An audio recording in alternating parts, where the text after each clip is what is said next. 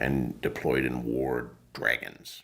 Hey everybody, it's Charlie. So you may have heard this past week, they confirmed the release date for George R. R. Martin's new book, Fire and Blood Part 1, is coming November 12th in Germany. They even showed off the cover here. It's basically the complete history of the Targaryen family all the way from Aegon's conquest right up to the death of the Mad King. So we've gotten little bits of that in some of the anthologies that he's published in the last year, like The Sons of the Dragon, about Aegon's sons, Aenys Targaryen and Maegor the Cruel, the one who created the dragon pit that we saw during Season 7. I spent a little bit of last year talking about him during my bonus videos.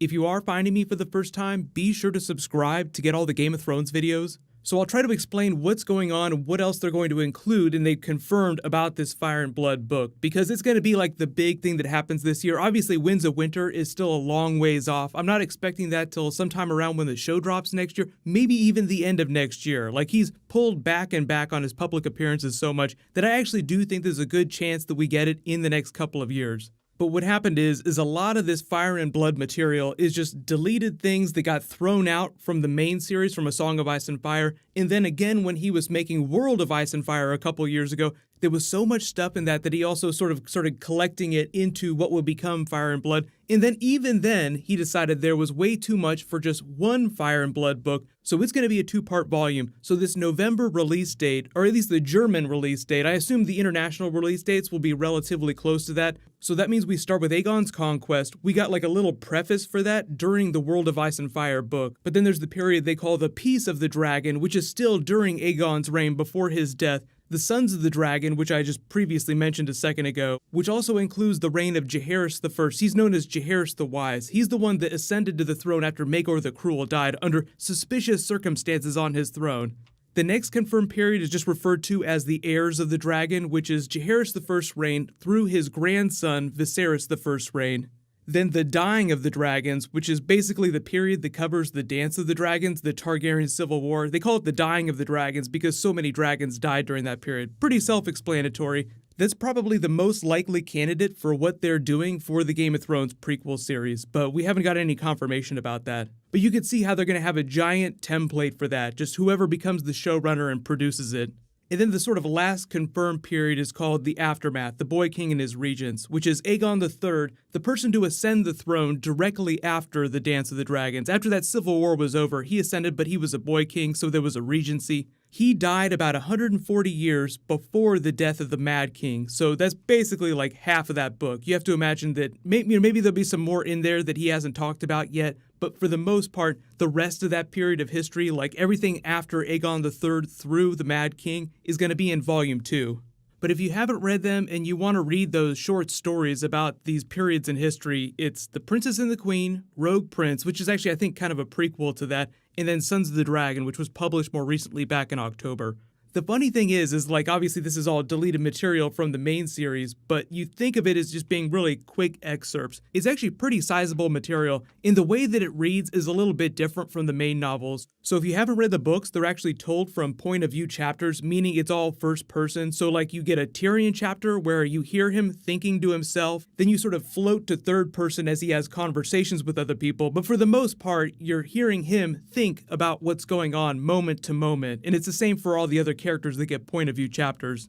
But these other short stories, as well as the material from World of Ice and Fire, is told from the perspective of a maester. So you're listening to this old librarian type person read about these events as if they've already happened, like he's remembering them as he's writing them down in a book. If you don't know about the Dance of the Dragons, or you don't know why the war started, or who the different factions were, the reason why it's such a big deal is it was happening during a time of relative prosperity in the history of the Targaryen family and the kingdom, but it was a war of succession, so as you do, there were people within the Targaryen family that felt like they had a stronger claim to the throne, so shit was on.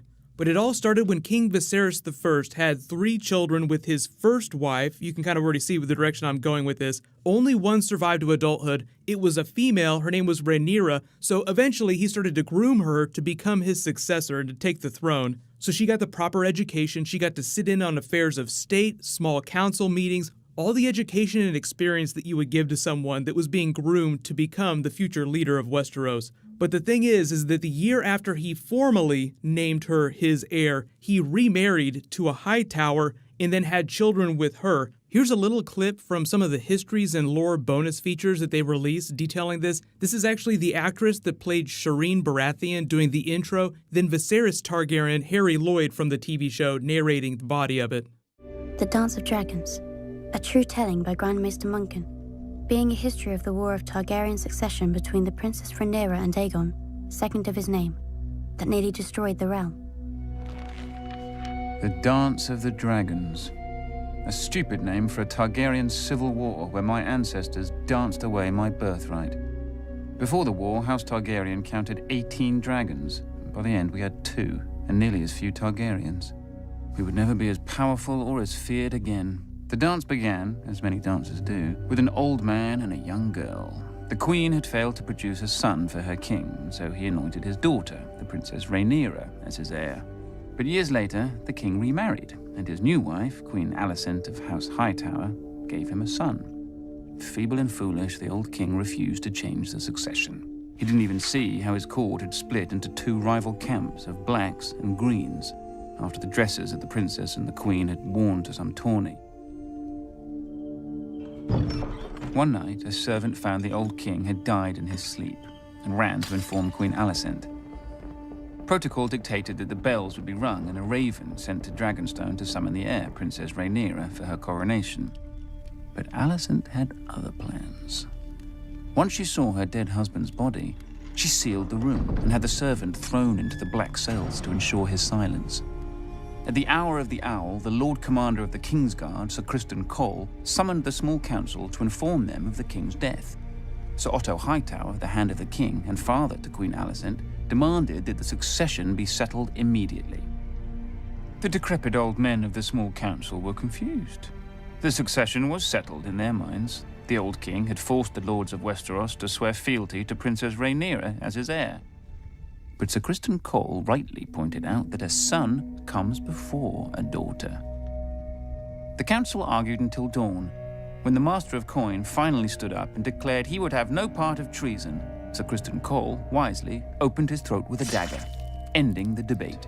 He was crowned in the Dragon Pit, and his wife and sister Helena became queen. His brother Aemond flew off to win over the few great lords whose support Aegon didn't already have. The banner of the Gold Dragon flew over King's Landing and the Red Keep as Aegon, second of his name, ascended the Iron Throne. He would not sit it long. When ravens carried the news of Aegon's coronation to Dragonstone, Princess Rhaenyra summoned her own Black Council. With her was her uncle and husband, Daemon Targaryen, considered by many to be the most dangerous man in Westeros. Few lords supported her, but the greatest of these was Corlys Velaryon, who controlled the largest fleet in the realm, and his Targaryen wife, Rhaenys, the old king's sister. Then there were her 5 sons, although none grown to manhood. A pitiful assembly, really. Combined, they couldn't match the power of House Hightower alone. But Rhaenyra had dragons. She, Daemon, and Rhaenys rode huge and formidable beasts, and 3 of her 5 sons were riders as well. Dragonstone also housed 6 more dragons without riders. Against this, King Aegon had only 4 dragons of his own. So that's how people started to pick sides in the war as the factions started to grow and eventually it broke out into all-out war. Ultimately, what ended up happening is that Princess Rhaenyra's son, Aegon III, became the future king of Westeros. So ultimately, you could say that the Blacks won the war, but I'm glossing over a lot of history. So if we do find out that we're actually going to get that during the prequel series, obviously we'll spend a lot more time talking about it. And then when the book gets released later this year too. So let me know in the comments if you want me to do more bonus videos about that period in history, but obviously I'll do a book giveaway when they do drop it. I'll let you guys know when they confirm the US release date, but like I said, if it's going to be November in the UK, it's going to be pretty close to that everywhere else around the world. Hold up.